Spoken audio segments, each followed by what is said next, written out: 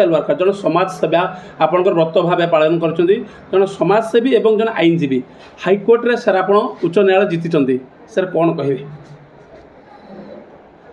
Thanks to my Facebook friend all, thanks to my favourite friend all, thanks to all Odisha public, thanks to Subhadra अपा मोर अति निजर जे कि आज तांको कर कमल ये जो स्वागत संबर्धनाटी करिसेंती। तो सुभद्रा अपा जो अच्छी ऑफिस टीम सुभद्रा मीडिया आउ ता सहित मु तांकर लीगल एडवाइजर रही आज्ञा देखंतु मु प्रथम मोर मन भर कौन गर्व अहंकार किंबा कौन लोक मान प्रति खराब मनोभाव न थाए। मु सांगे सांगे ओडिशावासी किसी काम करे जोटा कि साधारण जनसाधारण सारा ओडिशावासी देखिचंती।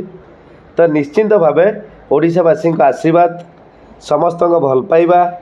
तो मु एक्चुअली ओडिशा उच्च न्यायालय जड़े आईनजीवी साधारण आईनजीवी हिसाब से थी। तो जितेबाला किसी भल कम कली बोली से माने चूज कले तो हाईकोर्ट रु मिनिमम 50 जन आईनजीवी जे कि घन बाबू, जे कि पंचानन बाबू, जे कि गिरिजा बाबू, जे कि अंबिका बाबू, जे कि साबत बाबू, जे कि तरुण भाई, जे कि एमती अनेक विशिष्ट आईनजीवी माने मते प्रथमे छिड़ा करथिले एग्जीक्यूटिव बॉडी मेंबर रे।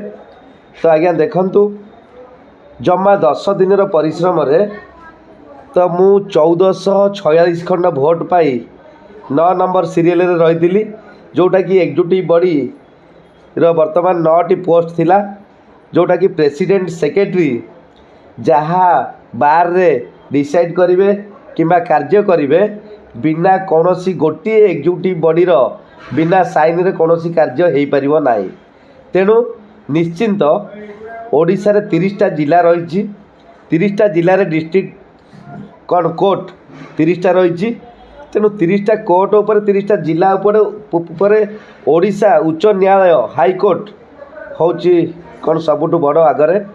तेणु ठाकुर आशीर्वाद प्रभु जगन्नाथ आशीर्वाद माँ मंगला कृपारू माँ उकुदी कृपारू माँ जागोदी कृपारू जे आज्ञा देखंतु मु केबे पद पदवी पहुँच पारि नथिली कि आसी नथिली कि चेष्टा भी कर नथिली। फास्ट टाइम ये पद पदवी आमको ओडिशा उच्च न्यायालय मिली जोटा कि एग्जीक्यूटिव बॉडी मेंबर हिसाब से। तो आमे किछि जनसाधारण ओडिशावासी 30टा जिले में जदि कौन कोर्ट रे कौन असुविधा होची सेटा नहीं चीफ जस्टिस पाखे पहुँचापी तेणु अनेक काम करिवार स्वप्न रखी आउ बाधा देछि किछि आईनजी भाई भाई भौणी मानू। तेणु निश्चिंत रूपे मु काम करी। देखंतु उदाहरण तो काम यहाँ होची जे साधारण रे तहसीलदार हुंतु आरआई हुंतु किंबा कलेक्टर हुंतु सब कलेक्टर हुंतु कि पुलिस आईआईसी हुंतु किंबा एससीपी हुंतु तो एमाने हाईकोर्ट रो गोटे ऑर्डर को हे ज्ञान करथांती मानि न थांती। तो आज्ञा देखंतु जो हाईकोर्ट रो ऑर्डर टी को जे कौनसी ऑफिसर न मानिबो तांको नारे कंटेम्प्ट हो पारिबो से चाकरी बहिष्कार हो पारिबे सस्पेंड हो पारिबे। तेणु निश्चिंत तांको अनेक अनेक अनेक अनेक दंड मध्य मिल पारिबो।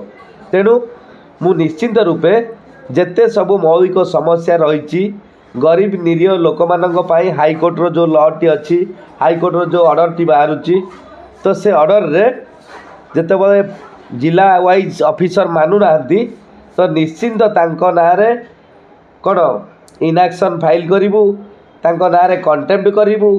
तेणु निश्चिंत गरीब लोक जनसाधारण निरीह लोक ओडिशावासी 30टा जिला समस्ते जेपरी न्याय पाइबे मु मोर कार्य जारी रखिबी। आउ समस्त मीडिया बंधु को मध्य मोर निवेदन अभिनंदन स्वागत।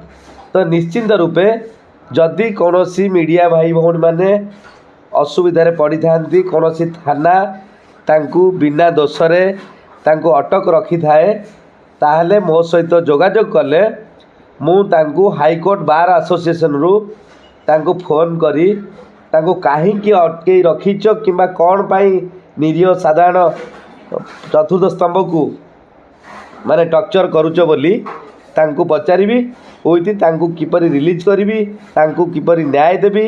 ତେଣୁ ଏହିପରି ପ୍ରତ୍ୟେକ କାର୍ଯ୍ୟ ମୁଁ ଆଜିଠାରୁ ମୋର ଏହି ସମୟ ସୀମା ଥିବା ପର୍ଯ୍ୟନ୍ତ, ହାଇକୋର୍ଟରେ ଏହି ଦାୟିତ୍ୱ ଥିବା ପର୍ଯ୍ୟନ୍ତ ମୁଁ ମୋ ଭାଇ ଭଉଣୀମାନଙ୍କ ପାଇଁ କାମ କରିବି। ଆଉ ସୁଭଦ୍ରା ବାପାଙ୍କ ପାଇଁ ମଧ୍ୟ ମୋର ସେ ଜଣେ ଭଉଣୀ, ତାଙ୍କ ପାଇଁ ଯେତେ ଜୁଡ଼ିସିଆଲର ଭଲ ମନ୍ଦ ଏଣେତେଣେ ଆସିବ ସାମ୍ନା କରିବି। ଆଉ ତା ସହିତ ତ ଅପାଙ୍କର ଲିଗାଲ୍ ଆଡ଼ଭାଇଜର୍ ରୂପେ ତାଙ୍କର ଯେଉଁ ସୁଭଦ୍ରା ଚ୍ୟାନେଲ୍ଟି ଓଡ଼ିଶାରେ ପହଞ୍ଚିବା ପାଇଁ ମୁଁ ତାଙ୍କ ପ୍ରେସ୍ ରିଲିଜ୍ରେ ମଧ୍ୟ କଥା ଦେଇଥିଲି, ସେଇଟା ମଧ୍ୟ ସମ୍ଭବତଃ ପହଞ୍ଚିବାକୁ ଚେଷ୍ଟା କରିବି। ଅନେକ ଆଇନଜୀବୀ ବନ୍ଧୁମାନେ ସୁଭଦ୍ରା ବାପାଙ୍କର ଯିଏ ସବୁ ଆଇନଜୀବୀ ସେମାନେ ଭୋଟ୍ ଦେଇଛନ୍ତି, ଅନେକ ସହଯୋଗ କରିଛନ୍ତି। ସୁଭଦ୍ରା ବାପା ଗୋଟେ ବଡ଼ ଭୂମିକା ତୁଲେଇଛନ୍ତି ଏଇ ଜିତିବା ପଛରେ। ଆଉ ବିଶେଷ କରି ତ ଆମ ହାଇକୋର୍ଟର ଯିଏ ବର୍ତ୍ତମାନ ଶ୍ରୀଯୁକ୍ତ ମନୋଜ କୁମାର ମିଶ୍ର ମହୋଦୟ ଆଉ ଶ୍ରୀଯୁକ୍ତ ଅଭିଜିତ ପଟ୍ଟନାୟକ ସମ୍ପାଦକ, ଇଏ 2 ଜଣ ବର୍ତ୍ତମାନ କାର୍ଯ୍ୟଭାର ସମ୍ଭାଳିବେ। ଆଉ ଅନେକ ଟୋଟାଲ୍ 9 ଜଣ ଏକ୍ଜିକ୍ୟୁଟିଭ୍ ବଡ଼ି, 6 ଜଣ କମିଟି ବଡ଼ି, ତ ଟୋଟାଲ୍ ମିଶାଇ 15 ଜଣ ୱିନର୍ ହେଇଛନ୍ତି। 40ରୁ ଉର୍ଦ୍ଧ୍ୱ କ୍ୟାଣ୍ଡିଡେଟ୍ ଛିଡ଼ା ହେଇଥିଲେ। ତେଣୁ ମୁଁ ଓଡ଼ିଶାବାସୀଙ୍କୁ ସମସ୍ତଙ୍କୁ ଧନ୍ୟବାଦ ଜଣାଉଛି। ଆପଣଙ୍କ ଭଲ ପାଇବା, ଆପଣଙ୍କ ଆଶୀର୍ବାଦ, ଆପଣଙ୍କ ସହଯୋଗ ମୋ ସହିତ ଲାଗି ରହିଥାଉ। ଆପଣଙ୍କ ଆଶୀର୍ବାଦ ସବୁବେଳେ ମୋ ସହିତ ରହୁ। ମୁଁ ଆପଣଙ୍କ ପାଇଁ ସୁଖ ଦୁଃଖରେ ସବୁ ସମୟରେ ଓଡ଼ିଶାବାସୀଙ୍କ ଅସମୟରେ ଛିଡ଼ା ହେବି ଆଉ ନିଶ୍ଚିନ୍ତ ନ୍ୟାୟ ପ୍ରଦାନ କରିବି ଓଡ଼ିଶାବାସୀଙ୍କୁ। Thank you sir.